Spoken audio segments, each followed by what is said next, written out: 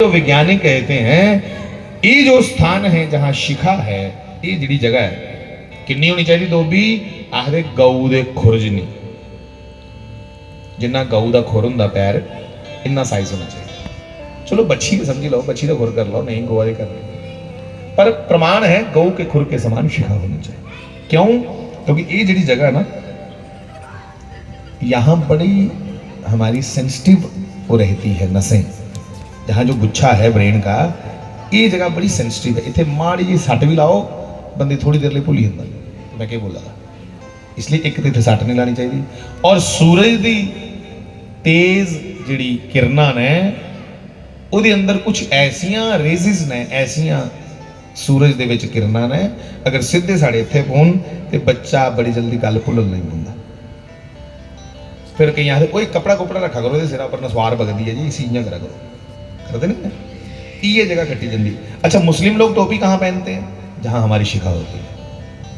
उनकी टोपी सिर कटने वास्ते नहीं है, सिर्फ ये जगह कटने वास्ते। क्यों? कभी सोचो। अच्छा, पुराने तुम वो देखना कायदे क ख वो वाले पुराने कायदों में ईद का ईद के त्योहार में जब मुस्लिम भाई आपस में मिलते हैं तो देखना टोपी के ऊपर 4 बाल ऊन के काले रंग के निकाले होते हैं सेंटर में, क्या ऊन की शिखा बनाई होती है। नकली बनाई लेनी, उन्होंने असली नहीं रखनी, वो तो क्या फायदा? क्योंकि इस जगह को ढकना इसलिए जरूरी है, इतनी जगह को। इवन क्रिश्चियनिटी में भी पादरी लोग कैप पहनते, इतनी कैप, इतनी टोपी पहनते। पूछा क्यों? पता नहीं क्यों, तो पता नहीं तो फिर रख दे क्यों यार भैया? इसलिए कि हमारा शास्त्र कहता है यहाँ अमृत कुंड है और विज्ञान कहता है यहाँ इस जगह पे सीधा धूप नहीं पड़नी चाहिए। सीधी तो पिथे पोए तो जल्दी थकावट हो, जल्दी तुसें की गल्लां भुलना शुरू हो जांगन। इसलिए ये जगह खटोई दी होनी चाहिए। तो किंजा खटोनी चाहिए? तो कहा कपड़ा रखोगे अगर यहाँ पे कि धूप ना लगे तो भैया वस्त्र जो है वो धूप को नहीं रोक सकता। खाली बाले में विच ये ताकत है कि बाल सूर्य की लाइट की रिफ्लेक्ट कर देते हैं, सनलाइट को तुरंत रिफ्लेक्ट करते हैं। सूर्य की गर्मी पौंदी तुरंत बाल ऊपर पई है, किरणा रिफ्लेक्ट हो जाती वापस चली। तो ये विज्ञान है शिखा रखना। हाँ, जिन्हें नहीं सबके चेता होता उन्हें शिखा रखनी चाहिए। और नित्य गायत्री का पाठ, जो गायत्री नहीं पढ़ सकते वो गुरु मंत्र का जाप करें। जिनको गुरु मंत्र भी नहीं मिला है तो वो श्री राम जय राम का जाप करें। हुण फा ए है जे धोबी रखनी आखना तो कहीं तू कोई पंत है, पंत नहीं साल एदा पिया बड़ा धोबी रख के आ गया इत्थे माड़े कोल। ओ भाई धोबी पंत के रख देने को लिखे दा भला। प्रत्येक हिंदू का ये चिन्ह है, प्रत्येक हिंदू शिखा रख सकता है। तिलक लगाना हर एक का अधिकार है, निशान है सारा। हाँ। श्री सीताराम जी महाराज। तो महाराज जी कहते थे कि यहां अमृत कुंड है और उसके ऊपर गऊ के खुर के समान शिखा होनी चाहिए। मंदिर बिना शिखा के अच्छा लगता है? देखो ऊपर कितना सुंदर गुम्बद बनाया और गुम्बद के ऊपर एक शिखा कलश के रूप में स्थापित की गई, तो वो शिखा है मंदिर की। इसलिए हमारी भी शिखा होनी चाहिए, ये गौरव है।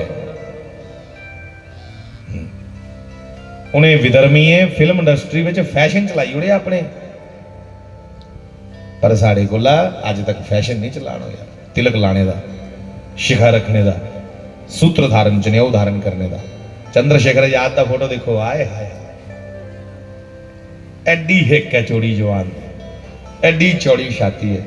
अच्छा, चंद्रशेखर आजाद का साइड पोज और शास्त्री जी महाराज का साइड पोज लगभग एक जैसा है।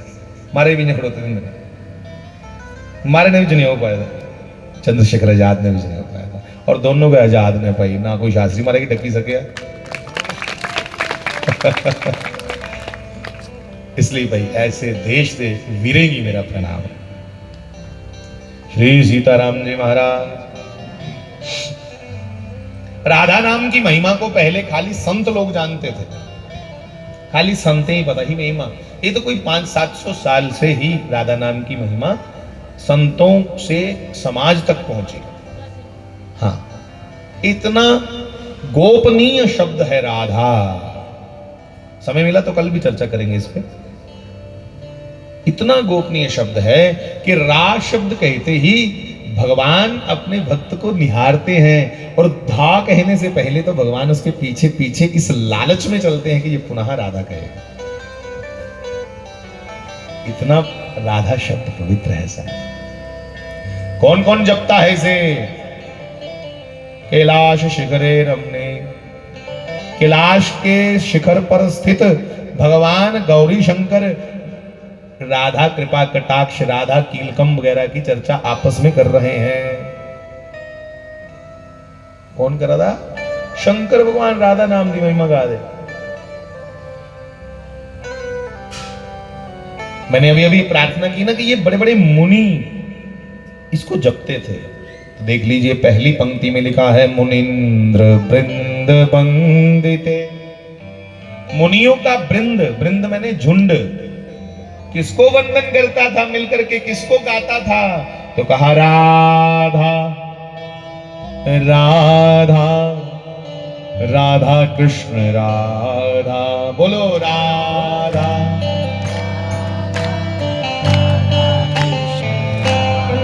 राधा शब्द कहने, जब तुम कहते राधा, राधा शब्द कहने से सहज ही तुम्हारे भीतर से मानो मुंह के रास्ते पाप बाहर आता है। एक बार कहिएगा, श्री राधा।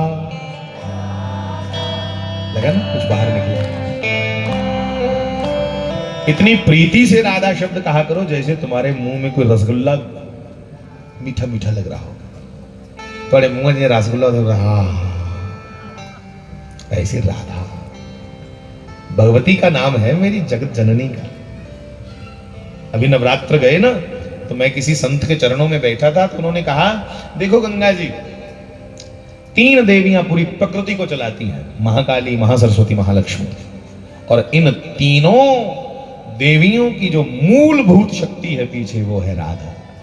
इसलिए कह लीजिएगा एक बार, श्री राधा राधा राधा कृष्ण राधा।